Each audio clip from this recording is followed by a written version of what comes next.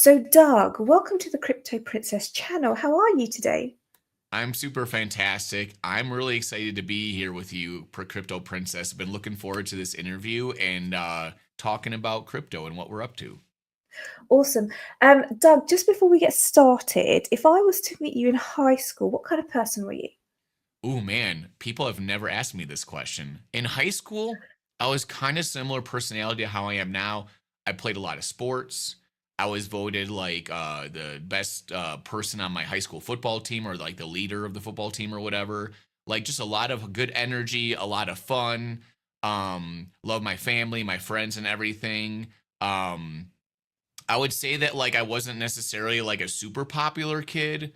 I didn't like party a lot and everything, but I just really loved my friends and sports, and I wanted to go to college and just explore the world and just go out there and do stuff and kind of grow. That was kind of my mentality in high school. Gosh, and you actually achieved that. We'll get to that because I know you've traveled the world because of crypto. Um, I also know you used to work in Hollywood. Tell me about that. Yeah, so I went to school and college for filmmaking, and after doing a bunch of cool YouTube stuff in college and everything, that was really fun to do. I moved to LA and worked in Hollywood. I'd already worked on some films and everything like that before for like years before that, and really just kind of dove in. Went to LA for a few years and worked on feature films, music videos, all that stuff, doing all kinds of jobs from producer, assistant director to camera work to getting people donuts, whatever. You know what I mean? Because you kind of want to go out and meet people and do a lot Mhm. of things when you're in the film business. That's how you get work. So yeah, that was a really cool experience. I learned a lot from it. And with the whole Doug Hype persona is a little bit influenced by being around all that in LA. So that's kind of part of it. Awesome. Okay, amazing. So from my understanding, you got into crypto around about quarter 4 of 2021. Now, for those people who are unaware, 2021 was the last bull run. And in quarter 4, we actually made the all-time high in November 2021 at around about 69,000 US dollars. And then we slid into a bear market. The SEC came for cryptocurrency exchanges, issues world notices to cryptocurrency projects. We had economical concerns. We slid down into the bear market. This is when you entered into crypto. First of all, how did you get into crypto? So originally, I mean, so I left LA and moved to Colorado because I wanted to be a filmmaker and photographer and just have fun, live my life, be snowboarding one day, do a shoot the next day. And I found these online these photographers that were making really cool works of art, like adventure photography, mixed media stuff, really inspiring. And some of them were like selling their photo NFTs for a lot of money, at auction. Like some of them were like $120,000. So that gets your attention, right? And you're like, wow. But really, the magic was people would put their art online and find their community and audience and people that were into it just organically. Oh, and I just found this artwork and this artist. They have this biography up, and they've curated this collection online and have all this information about it. And you could have this very like intimate and an authentic experience with the artwork and the artist, because in the art world and even in filmmaking, things are often very presumptuous. Like you go to a New York art gallery and you assume that this author or this artist is important because they're at this gallery at the right place or this thing. And it's kind of like in the filmmaking where it's like it's about who not like how good you actually are. And crypto kind of solved this problem where it's like we can just admire and appreciate art and things that are happening just because we like it, as without all the added on kind of like silly aspects that kind of like influence what's popular, what isn't. So that was inspiring to me, and then I wanted to kind of like just meet people and understand more about crypto. Mhm, mhm. So for those people who are unaware, NFTs were a massive, absolutely massive narrative last bull run. I mean, they're a massive narrative now as well with the RWA narrative. An NFT is a bit of code that's on the blockchain and it proves ownership of something. Traditionally, they are mm, associated with images, but technically they could be anything. They could be deeds Hmm. to a house or anything. Okay, awesome. So that was 2021. Just before we go on to 2022, because I know things got really interesting in 2022 for you, what support did you have navigating and learning about the crypto space so early on? So right away, it was just me exploring things on the internet and just clicking on things on social media and then following them to artists and people I thought were cool. You can find a lot of interesting things on the internet. I'd never been to a conference at that point. I didn't really understand like much about crypto. I had like, traded on like, my phone apps like Robinhood or something like that, like, Ethereum over the years, like, but didn't really understand it. Like just the basic concept is this is, this on a blockchain and you can do something with it, but I didn't really know a whole lot beyond that. It wasn't until 2022 when I started to get more involved that I like really jumped in and learned a lot. Okay, let's talk about 2022 now, because 2022 was a bear market. In bear markets, there's a lot of black swan events. Prices decline. Bitcoin's price declined down to by November 2022. It got down to about 15,000 US dollars. The high the previous year was 69,000 US dollars. That's a massive drop. Many altcoins fell a lot more. NFTs lost a lot of their value. Bless them. A lot of people did lose money on NFTs. We had loads of Black Swan events. We had Luna, we had 3 Hours Capital, we had Celsius, we had FTX, blah, blah, blah, blah. Lots of things were happening. Now, this is the time that you actually decided to go to your first conference. Can you tell me about that? Well, so my first conference was March 2022. And actually it was like a week or two before, maybe a week before the bull run ended, when like the bear market showed up, when all that stuff happened, right? And I went to the Ethereum conference. I met my buddy Flu, the DeFi Kingdoms team, a bunch of blockchains, tons of creators or tons of builders. Um, did interviews, all stuff. We created content, and that's when Doug Hype, this whole thing happened, right? I showed up to the conference, saw what Web3 kind of was about, because I was just meeting builders, CEOs, VCs, left and right. Every person seemed really interesting, and I was like, wow, this is like Silicon Valley on steroids, like 10, 20,000 people showing up that are all like doing interesting stuff. So then I was like, Mhm, this is what I should do my content on. I should do it about this ecosystem, and that's like flourishing, and it's still really interesting and new, and gaming and everything, right? I got into DeFi Kingdoms, that's on Avalanche, and that's the first project I ever got into. I bought it literally at the absolute top, when it was the peak $20 for one jewel, mhm, like one crypto coin was $20, right? Um and all that stuff was so much fun, and then the bear market hit like literally a couple weeks later, right? So I got like on the roller coaster of like, whoa, what's happening here? And it was really crazy. So that's been most of my experience, has been, I guess, in the quote unquote bear market. But I really was in it for the culture and to learn and to try to build a media business that could really work with companies and people and helped tell their story and promote things that I really believed in.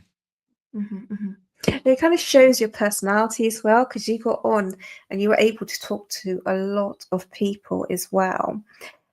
Let's talk about the fur coat and the image, because it's what you're known for. How did you get the fur coat and the image? How did you put it all together? So, one of my buddies who's like a director, I actually went to go borrow some equipment from him because I was doing interviews at Eat Denver and I needed like I don't know, like a 6 camera setup or something, right? So I went over to his house, just grabbed an extra camera because I only like had 5 or something at the time. And he's like, if you're thinking about doing content about this crypto stuff, you should wear this coat, you know. And he's like, here, wear this. And I was like, oh, I'm like, this looks actually kind of cool. I was like, I could make an outfit around this. And then I literally drove to the conference, right? Mhm, Got out of my car, turned the corner, and this is when Eat Denver was on Broadway in Denver, so it was like, in like 30 different buildings on like Broadway Street.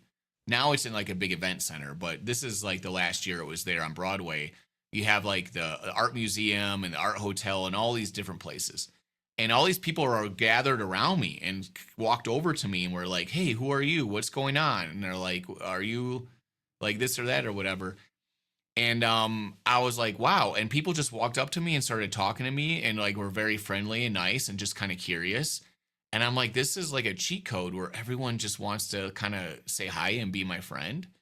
And it was a very just like fun and organic experience, and really authentic actually. Because when you see the Doug hype the gimmick of like the fur coat, the ripped jeans, the glasses, and everything, I kind of look like a celebrity rock star type of like vibe. And people might think it's not authentic or not real, or they might think that I'm like some like selfish guy that just only cares about myself. But the funny thing is that this is just literally cheat code to make it really easy to make connections and make friends. And so right away I was like, oh man, I'm gonna do this more. And then it turned into me going to more conferences that year, like a bunch of them, Austin and New York and everything. And everywhere I go, I get out of an Uber, and then there'd be 20 people being like, "Hey, Doug's here," and I'm like, "Oh my gosh, like, how do these people know who I am?" Right? And so it was immediately really interesting and really fun, and I knew I was kind of onto something. Mhm, mhm. But the other thing is you've got the personality to carry it off. I don't think a lot of people do Well, have that I'm telling you, personality. if you put yourself in the right situation, anybody can thrive, right? If you put yourself in a situation where you're comfortable, you feel good. So, like, but sometimes at conferences, people are like, "Can I wear the fur coat? Can I put it on?" And I'm like, "No, no one's allowed to do this." But then, you know, and then they'll put it on them sometimes, and they'll be like, "Wow," and they'll feel like energized. They'll Mm, feel like there's a comforting thing to it because it's also soft and like it's kind of like putting a blanket on, and people they just energize themselves and they get happy, and I'm like, yeah dude, there's a little bit of magic in this, you know what I mean? And so there's something to it about like how you present yourself, how you dress yourself, the environment that you create around you really kind of is a powerful thing, because if you do that in a way, you don't have to do a whole lot. Then you're like, you've kind of already solved a lot of the equation. And it's just really a lot of fun, and I really like other people that do cosplay or whatever they are. If you just be yourself in the most yourself way you can be, it allows me to learn more about you and have something to talk about or be interested in, right? So it mm. really is a conversation starter, an icebreaker. And I think everybody should just put a little bit of effort into making other people feel comfortable, or making them feel like, something that they might be interested in, and it just kind of um generates a lot more good feeling in relationship building, like from the get-go. It does, it does. It really does, 'cause we're in a couple of exclusive groups together, and I used to see you typing, and I used to be like, "Oh, I wonder what he's like. I don't know if he's like you said, I like get that a he." lot. People think I'm Yeah. AI sometimes. They're like, who is he? What's he about? That's part of the fun though, right? Like, Mm, though, if you put work to put something out there and brand it and make it some kind of way, you're supposed to do that so people ask questions. Oh, that's interesting. What's that about? Why mhm. do they do that, right? And then you want to ask questions, and then you've already got people within your kind of like circle of wanting to connect with you. So who would you say your audience is? You've got this character. Would you say it's more women, or would you say it's more men, or would you say it's more beginners, or um, do you just cater to everyone? It's funny because you're supposed to have a niche, and mine is really like, I'm really good on in onboarding people that are new to stuff, because I'm the type of person where like I'd always try to think of something like explain like I'm five, where it's like I always put myself in those shoes and remember like what it was like. Oh, this is intimidating or difficult in this way. And a part of it is I'm always trying new stuff constantly, like every day. So I'm already in that mindset. So when somebody's new to something, I try to really break it down to make it super simple for them, see where they're at, and really have the nuance of being very helpful and communicate well with them so that they can understand it and put it in like layman's terms or whatever. That's a big thing in Web3, I think. but I'm always trying to learn and get better at everything. When they ask you like a scale 1 to 5, are you a Web3 expert? Like, five's top expert, one's like not. And I'm like, well, I'm not a dev. So like I'm like maybe a 3 or 4-ish, you know what I mean, type person. I'm knowledgeable enough to speak well and understand things um across most of Web3. But I really want to stay in that mindset of helping people that are new and helping them their perspective. Like what are the paths they're taking and what are they seeing and what are they understanding as they go, come from the outside in. And then you can apply that to everything. Because even if somebody's within a project or familiar with the blockchain, there's always something going on that they have not like come across yet or don't understand yet. There's new stuff all the time.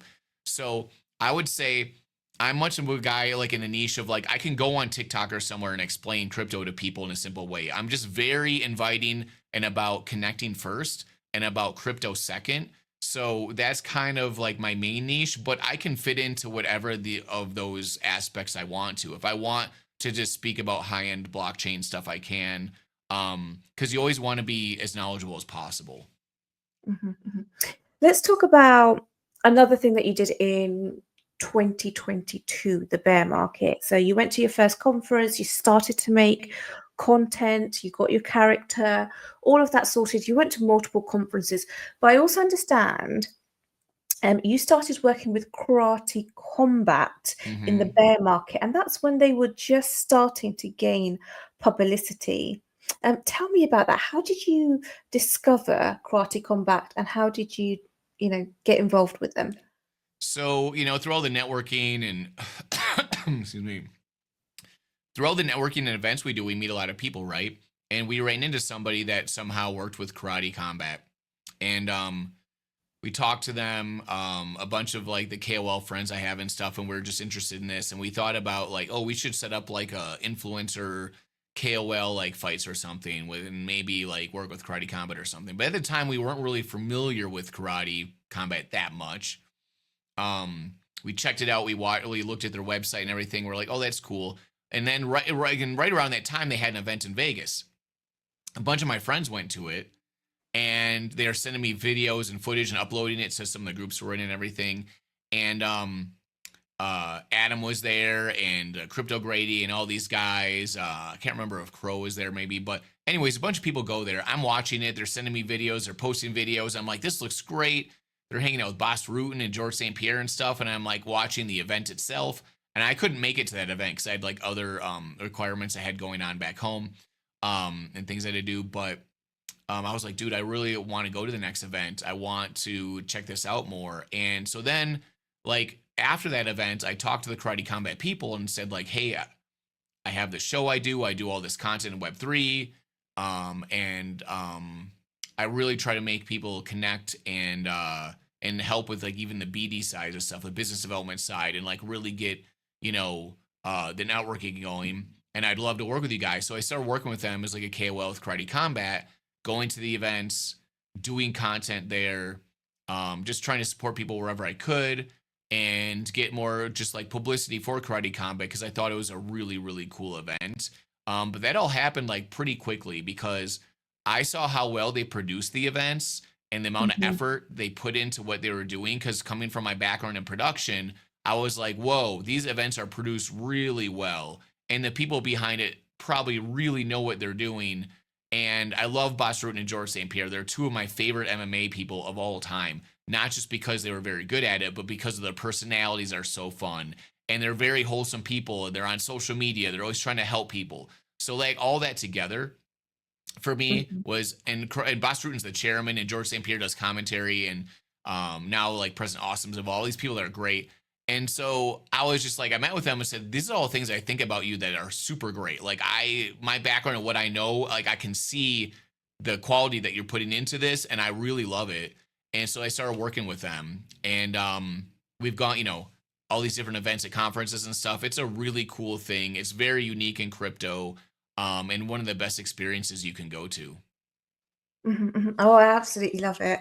I do love Karate Combat, and a lot of people who have been on the channel have been contestants in Karate Yeah, Combat. you did. You asked me about fighting in Karate Combat. You're like, are you gonna right away? And I was like, oh, you know about Karate Combat? That's fantastic. Um, Obviously it's becoming so much more public and everything, but yeah, the answer is sorry. Like, I don't think I'm gonna be able to fight in karate combat because I have like many football injuries from American football. But there's many times I want to fight people. And I want, or so like these situations happen, and I'm like, I want to fight you in the pit. Like that thought pops into my head all the time. Oh, bless you. Okay, let's talk about 2023 now.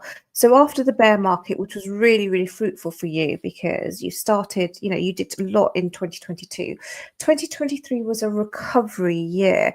Not too much happens in 2023. People start to put in their investments, try to get their investment portfolios going. Miners set up all the rest of it, their mining farms, etc. 2023, you started the Hype Show. Can you Hmm. tell me about that? Yeah. So what's really cool about that is I wanted to do a show or a Twitter space or something that would be really fun. And I had gotten really into Web3 gaming. Like, I'm a gamer. My big thing is gaming and sports, like just naturally in my everyday life. Those are the two things I probably do the most.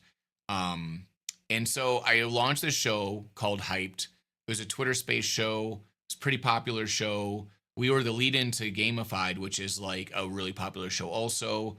The idea is that, like, how on Twitch you can go on and like raid into other people. So I was like, I'm gonna have my show first, and then we raid into the other show and kind of mimic Mhm, that a little bit. There's a lot of cool stuff about gaming, about community and everything, right? Also, the people in Web3 gaming, a lot of them are there because they just love gaming. They're not there specifically because they want to extract or just make money off a project or do a quick pump and dump. They want mhm, to have cool stuff. They want to make cool games, and they want to hang out with their friends. And I love that. So Web3 gaming is kind of like my main thing.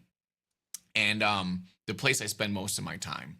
And I do other things like DeFi and all this stuff too, but gaming just has a great people in it. So that show launched, and I had the support of many of my friends like Spike and Icy Gaming and all these people that are like prominent people in the space.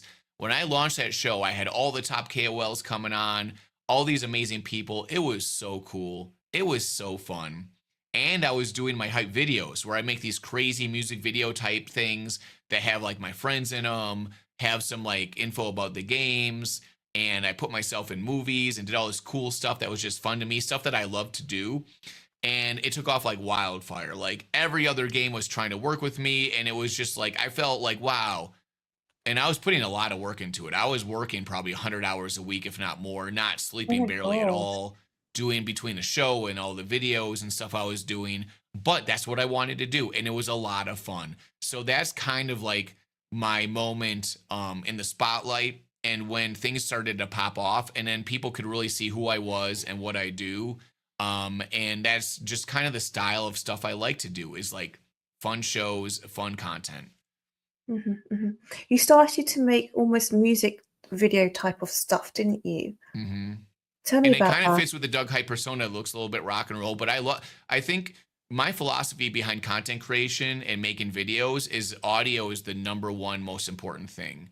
Like, you have to have great audio, music, and all this stuff, because that's what really like kind of motivates the human body. You hear it, and your nervous system and everything reacts to it. Think about when you hear like an amazing song that you love, even when you're driving down the road, right? You sing in the shower or whatever, it makes you happy, right? So that's like the really visceral thing. And so then I base a lot of my editing and content around that stuff, the movement, the sound, the noises, the music, and then Mhm, put like cool videos and visual stuff along with it. And it's a lot of fun. So that's kind of like the style I did with those videos. I do some different styles here and there and different types of content, but for that, that's one of my main things I love to do. And it sticks out. It's different. Like, other mhm, people, A, can't really replicate it because it's so unique and distinct to just my personality. And B, like, most people do content, especially gaming content, where they're explaining things all the time, and I'm like more of a showing person, right? I want to show you stuff and show you fun, because that's kind of what the idea of filmmaking is. In film school, they're like, don't tell me, show me, don't explain nothing to me, just show me. And I'm like, that is my motivation, is show me, whether it's visuals, audio, whatever. That's kind of motivates me. It's extremely difficult to do. That's why a lot of people don't do it. But the payoff is so fun, and it just generates so much like excitement and connection that like I want to put that vibe into everything I do. Mhm. So, what exactly goes into it? You've had it's the music video, so into the music videos. I suppose not everyone can make them. I suppose you make them because of your past. Well, you do usually have to have like a camera crew or somebody filming you, right? If you're going to be in them yourselves, right? So, a lot of people just use their cell phone to film themselves too, which you can totally do. I mean, you can just do a whole music video or a movie or anything just by setting up your phone, filming yourself, right? But I want to do like a lot of like dynamic shots and stuff on the gimbal and the crazy stuff. And I wanted it to look more like cinematic, with like nicer cameras just because of my style. I like that. So I have people, I'll like hire them, will film this stuff. Even when I'm traveling, I'll get somebody like that lives in that city that's a filmmaker and come and work with me. And that's a whole lot of work to like even like get all that planned out and find the right people that are actually pretty decent at it, because you can't just hire like a random person off the internet, right? So there's a lot of work that goes into it, and with all my background and experience, it makes it doable. If I just had started from scratch trying to do that, it'd be so hard, right? I probably could still do it, but figuring out what kind of filmmaker do I want, who and can I afford them, and what kind of vision do I have, and where I'm going to go. And you have to do this stuff really fast and show up and shoot it and figure out how to make it all connect and make sense. And man, like you have to have like a very distinct vision and a very distinct vibe that you want to go for, and ideas all over the place, left and right, just bouncing off the walls. And you can't be afraid to look stupid or silly or feel dumb. You're doing stuff all the time that seems just ridiculous and crazy, and most people just look at you like, what the heck is this? This is just makes no sense to me. Why would you ever do this? But that's the thing, that's you're not them, you're you. And if you like something and you have a vibe for it, just go do it. So that's kind of why social media is exciting now, because people have caught on to that. And now you open up your phone and you go on a social media platform, TikTok, Instagram, whatever, X, and you'll see tons of people making really good content, really funny stuff, really unique stuff. Musicians are doing stuff, actors, anybody, people that have never done any creativity in their life are trying stuff out, right? So now we have this like big, you might consider us in a bull run or whatever economic wise, but when it comes to creativity, creativity is blooming on the internet right now, and it's really exciting. Yeah, I mean, your confidence is like showing. That's amazing. I'm going to put all the links down below so people can go and have a look at your video. Tell us about your community. I know you've got an absolutely amazing community. They're so supportive and they're so nice. Yeah, so I have like a Telegram group, that chat that I have, that just to support people, share what I'm up to, but also just talk about, hey, here's my friends that have shows today, whether they're streaming on the Arena or Abstract, or it's a Twitter space or on YouTube or whatever, or a podcast, and try to share people that are creating and doing really cool stuff, or a new game comes out, right? Hmm. Um, and I did that through my show as well and my content, and the circle of friendship and community that happens, especially within Web3 gaming, is really cool. There's a lot of great people there that you just want to like be friends with, watch their content, and be inspired by. So like that's really it's a very organic thing that happens when you just put yourself out there and participate a lot, and go and like do gaming nights or go support people, right? It's free to just go support people and connect with them. It doesn't cost any money. So you have to figure out, how do I really energize this and weaponize this and into a way that where it's going to turn into something, right? Well, you got to really go and do it. You got to really connect with people, really get interested, really be curious, put a lot of energy into it. And then when you do that, then you have a community of people, and you have that solid base where now you can go do content and do things, and you're supported. Hmm. And I'll link down your Telegram group below as well, because they're all lovely. They really, really are. Okay, awesome. Where are you making most of your content nowadays? So it's mostly on X, especially Mhm. crypto stuff. I do a little bit of stuff. I do TikTok and Instagram and YouTube and everything, and I do post there also. But it all starts with X, because that's where the people that are in crypto Mhm. hang out, and most of our friends and everything. But I think in the future, the other social media platforms are going to become more important, because crypto is going to grow. We're at a point right now where I think mass adoption is starting to happen, institutional adoption and everything. But X is always going to be the place go for breaking news, what's happening, what's like the most recent stuff. The other social media is more for like people that are like further out, that are just still trying to learn, that aren't really understanding everything that's going on, newbies and stuff, right? It's going to become more and more important as we go, as we onboard and mass adoption happens. But we're still going to have to do X and everything. Mhm. Literally from almost day one, actually, from 2022, you were traveling the world. You were going to conferences everywhere. Crypto's allowed you to travel to so many different countries and meet so many people. What's the travel like? So traveling is really exciting and fun, but it's funny. Like Sam Stefanina said the other day, he's like, traveling is like a real pain. Going to a cool place and being in a cool place is fun, but he's like, the traveling is like getting to the airport, doing this, doing that, right? Like it's a lot of work to travel and to travel often. It's just draining on you. But once you get to the place, it's exciting, right? Like I'm in Manila or I'm in Dubai or I'm in Miami or Amsterdam or whatever, right? Because then you get to connect and experience new things, and it puts you into a mindset of like absorbing new culture and new experiences that's really fun and exciting. Hmm. And it kind of like grows your brain and opens it up in different ways, that you can't really do just by being at home. So I really emphasize everyone should do that. Everyone should like travel, try new things. It really kind of like, they say curiosity is the key to happiness, right? Being curious and interested in things, and traveling really opens up that curiosity in your brain, and you just like feel like learning and experiencing new things is like exciting and fun.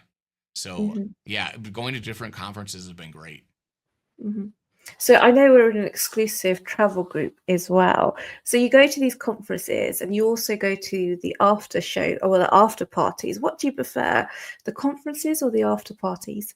So, I like the side events a lot, whether they're during the day or at nighttime. They're really, really great. I think the key is being around quality people, right? Now, yeah, you can go to the after parties, and I do like to go to like a rave that goes to like late at night or whatever. It can be really fun. Like it's like kind of a very visceral experience of like it's almost like getting a workout in or something, right? So and having those experiences with friends and everything can be really great. It can really like kind of bring people together.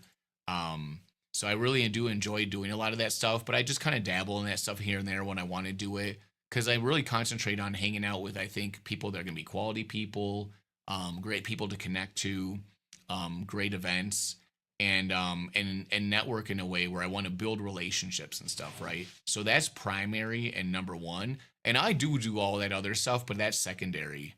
Even though I look like a dude that wants to go out and like maybe party all the time, You like do. yeah, I do it and I really enjoy it, especially with my friends. But I'm not pushing the limits of Mm. making it like super crazy or anything. I mean, I could if I want to.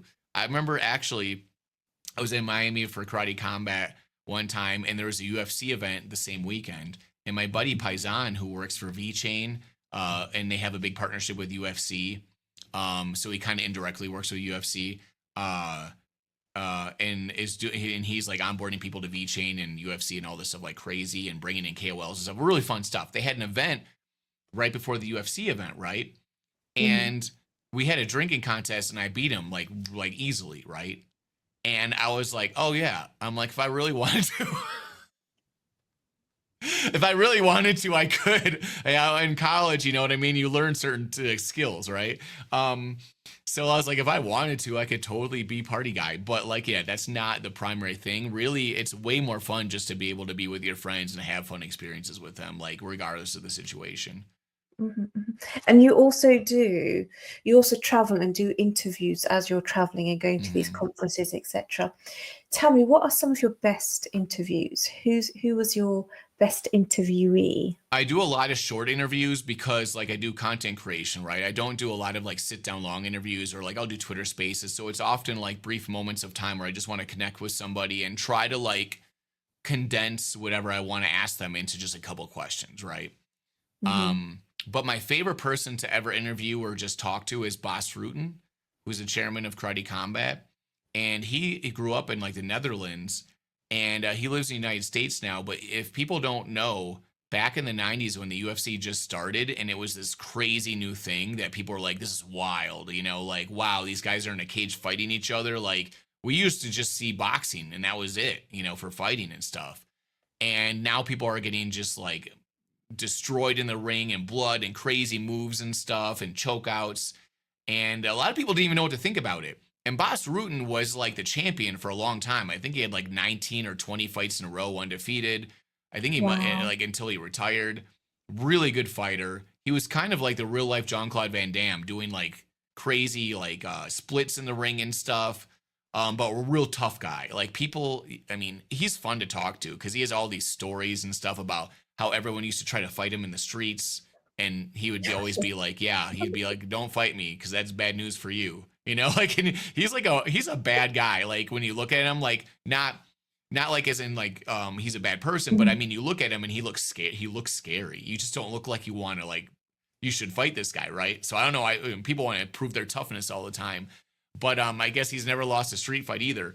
Um, but anyways, like he's a really really good guy, and him and George St. Pierre work with Karate Combat, and they're just really good wholesome people that are caring people that want people just to have a good quality life and put quality in everything they do. So I really enjoy them. But he's super funny and Mhm. hilarious. They do all these crazy Karate Combat videos and stuff.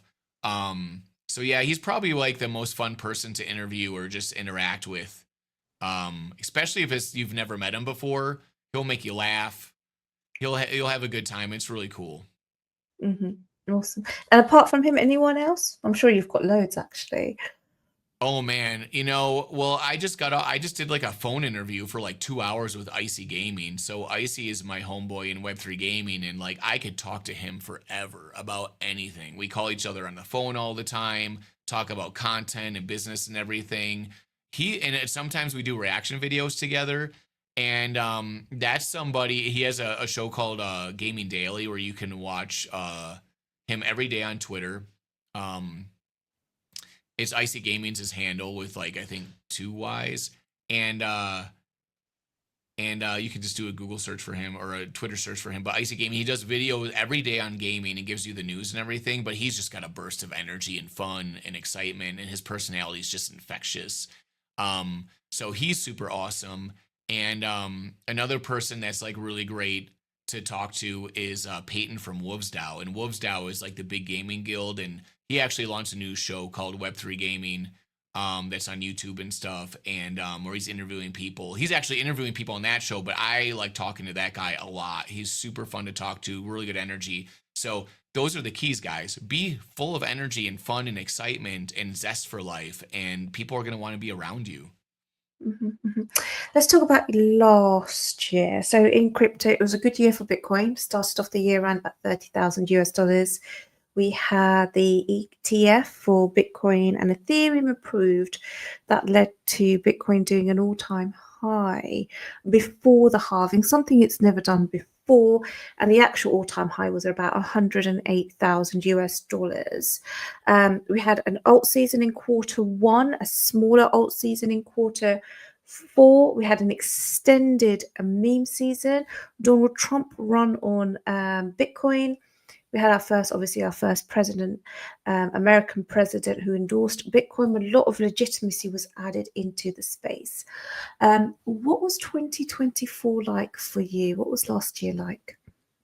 So 2024 is when my show is like doing well and getting popularity. I was traveling a lot of, places like Brazil, went to Japan, got kicked out. I got kicked out of Singapore because I went directly from Brazil to Singapore, and you can't do that like Oh my directly gosh. because, well, they're worried about like yellow fever and mosquito type stuff. So you have to Mm, like have a gap of like 14 days between when you go between, and I went directly there, and I didn't even like realize this was a thing, right? And so mhm, then Singapore is like, you can't come in for another like 3 or 4 days.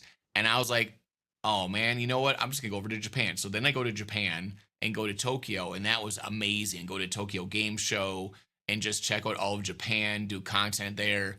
Man, that was so fun. So like 2024 was just like a blast. It's Brazil was amazing. I got to work with NFT Brazil there, go to the Eagles Packers NFL game in Brazil. I'm a big Packer fan. I do content for that too. Um, it was just like nonstop fun travel excitement, and it wore me out like crazy. Like I was barely human at that point, you know what I mean? Because you're just like working nonstop and traveling. I mean, just traveling from Brazil to Tokyo was probably like 50 hours of straight travel. I mean, Oh my that's like over gosh. 2 days of Mm. nonstop traveling, right? Um, but a lot of fun and great experiences. It really opens your mind up. And I think that's kind of what like pushed me to reinvent myself and go higher and better and further and like, pause my show and want to try something new because there's so many cool and new things you can do in the world, meeting all these different people. Like you really want to take advantage of that and do something interesting. So 2024 was like super amazing and I appreciate all the support I got from like different people and projects. And I really felt like Web3 and the people here are innovative and really doing exciting stuff.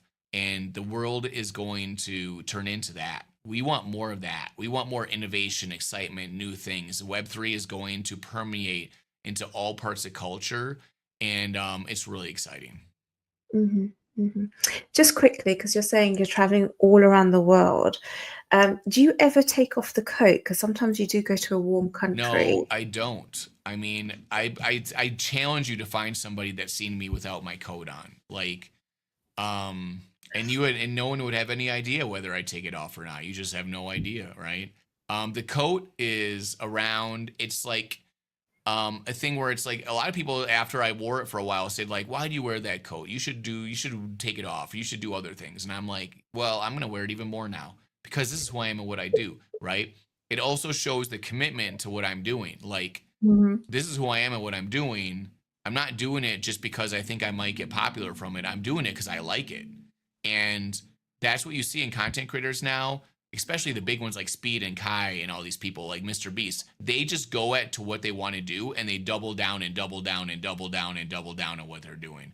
And that builds like interest and trust from the audience because they're like, oh, I know what I'm going to get from that guy. I know that they're really committed to this thing and they're going to really try hard at what they're doing. And that's where trust builds from the audience is that they kind of know what they're going to get and what to be excited about and how to connect with them. And that's really important in content creation to do that kind of thing. Also, because it's also kind of insane because like who would ever do that? Who would keep doubling down on some crazy dumb video idea that they have, right? But that's how you break through is you just do that and then people start to believe in you and trust in you because it's such a unique thing that not many people do and then you have that trust with the audience and that's what people are looking for. mhm, mhm. So when you're traveling, you're taking all of your equipment with you. How much equipment are you traveling with? So nowadays it's usually just my phone and some audio equipment. I used to bring with cameras and stuff, but I don't really anymore because it's a huge hassle. And also, usually I'm having other people film me, so I can just have them if I want to have them use like a nicer camera. I can just figure that out or whatever.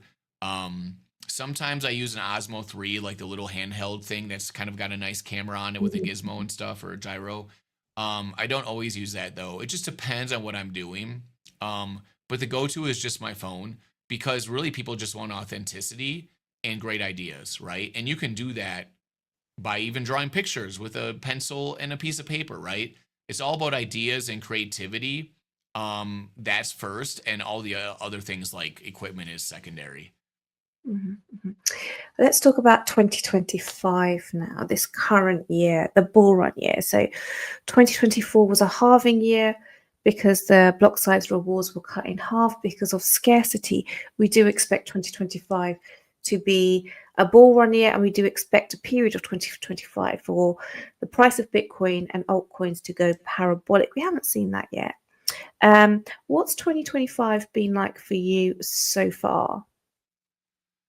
So 2025 has been for me an exploring year of like trying new things, working a lot with gaming, AVAX blockchain, because I see a lot of mass adoption, institutional adoption coming and happening, and also Web3 understanding how it's going to market itself and build its culture. Um, Like Abstract Chain and the Pudgy Penguins have done a really good job of Mhm. building culture and building like a whole ecosystem around that culture and those things that they do that they believe in, of like really pushing out the IP, happiness, friendliness, and all this branding that they do. And it's really great. Like that's what you have to have, because the number one rule of marketing is you just have to have your brand around and recognizable and people know what it is and see it, right? That has to happen first for all the other things to fall in place. So that is happening with Web3 a little bit. And so for me, I've been like just helping out and supporting other creators, and just doing the things I love to do, doing a lot of streaming, and trying a lot of new stuff, trying a lot of new formats, a lot of new video production stuff, and just trying all kinds of new things. I did a Bob Bronson newscast that I do sometimes, where it's like Ron Burgundy style, and I do the news. That's a lot of fun. But pushing myself outside of my comfort zone and trying new things and just living a life of, what can I do? Can I do this? Can I do that? Oh, I'd love to do this. I'm going to try that. And I don't even upload all the videos and content that I do. Sometimes I just do something just to try it out and just to like, see how that feels and see if I like doing it. And so it's a lot of that stuff going on, and continuing to build my brand of like who I am and what I love to do and how to project that to the world. Because if you notice, content creators, they don't just do the same thing every 5 or 6 months. Even in filmmaking in the media world, they tell you every 6 months you need to rethink what you're doing and adjust, change some stuff, maybe rebrand, find a new interest or something to do. So there's a lot of that going on. And also just a lot of learning about all the institutional adoption, all the new things happening, Mhm. and what are the bigger ideas and ways that we can grow Web3. Because right now the world is coming together. Web2 and Web3 are merging.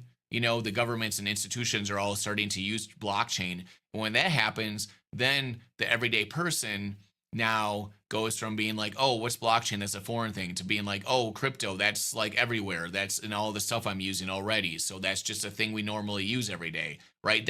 We're going towards that right now. And because we know it happened with PayPal and all these other like electronic payment formats, where people were super against it, they didn't like it, and next thing you know, everybody's using it all the time. Even your grandma's using like Venmo and PayPal now, right? So that's kind of the world we live in, where how are we going to deal with this merger, and what are the projects and people that we want to really champion and see as pushing the culture forward towards what we want to see in the culture. Mhm, mhm. For those people who are unaware, we're currently in Web 2.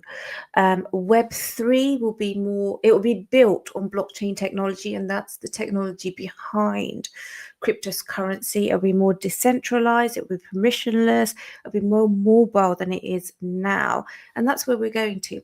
Just quickly, I'm going to touch upon gaming and the metaverse. So, last bull cycle, or last cycle, metaverse was absolutely massive. We didn't ever think it was going to go away.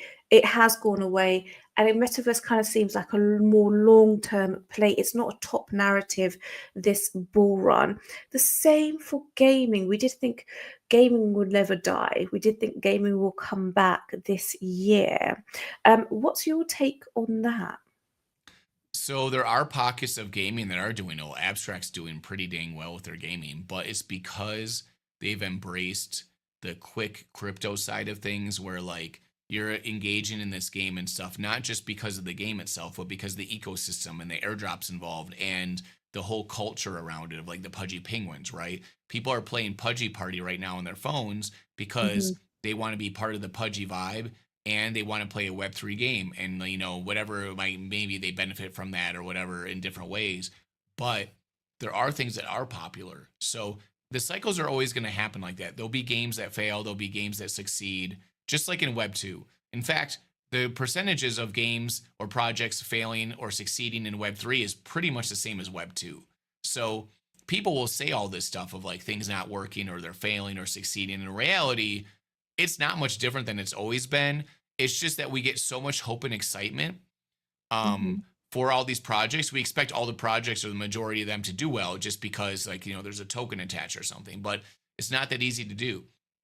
the thing that's great about it right now is that, like, if you really love Web3 gaming and love these projects, you could be part of something that's interesting and new technology. And there's always new stuff happening every day, and you can be part of that. And then when it grows and gets bigger with more mass adoption, that might benefit you.